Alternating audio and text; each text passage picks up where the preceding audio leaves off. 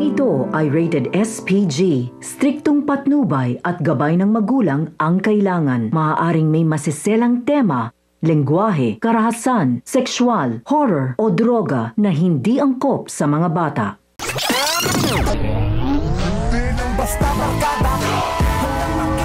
Dahil sa utang na loob na natitirang miyembro ng Red Phoenix na sina Angkong at Roy sa grupo ni Lucio ay isinama na nga nila ito sa kanilang hideout upang magkabayaran at mabigyan ng trabaho ang mga ito. Ayon kay Roy, kinakailangan nila ng mga kagaya ni na Lucio upang mas mapalakas ang kanilang puwersa at mabalikan ang isa sa dahilan kung bakit sila nakulong ang tumambang sa kanila. Hindi naman alam ni na Lucio at Edwin na kaalyado pala ni Ramon sina Angkong at Red Phoenix. Sa pagdating nga nila sa kanilang hideout ay inilatag na ni Angkong at Roy ang kanilang plano. Una umano sa lahat ay kailangan nilang hanapin si Jesus Nazareno de Magiba o Tanggol dahil malaki umano ang pagkakautang nito sa kanila.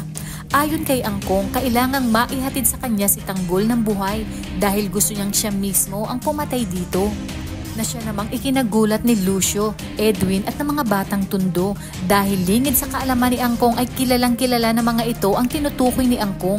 Sinabi ni Edwin at ng mga batang tundo na kilala nila si Tanggol at malaki rin ang atraso nito sa kanila dahil maraming beses na nila itong nakabangga sa Quiapo.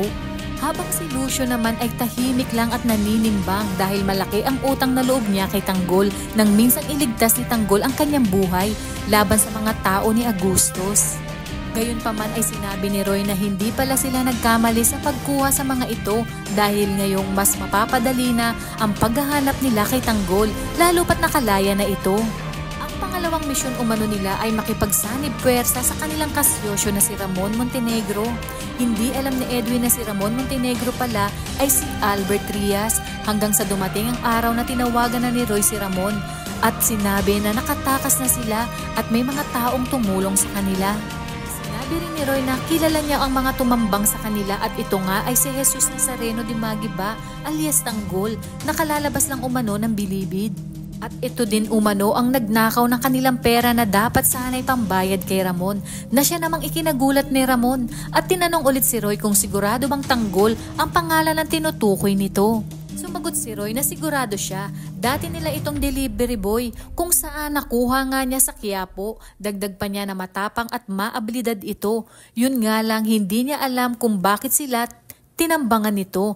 Dito na nga nagtaka si Ramon na marahil nabilog ang kanyang ulo ni Olga. Kaya pala umano wala siyang maramdamang lukso ng dugo dahil impostor ang kinikilala niyang anak ngayon. Sa oras na makumpirma niya umano, sisiguraduhin niyang ililibing niya ng buhay ang dalawa.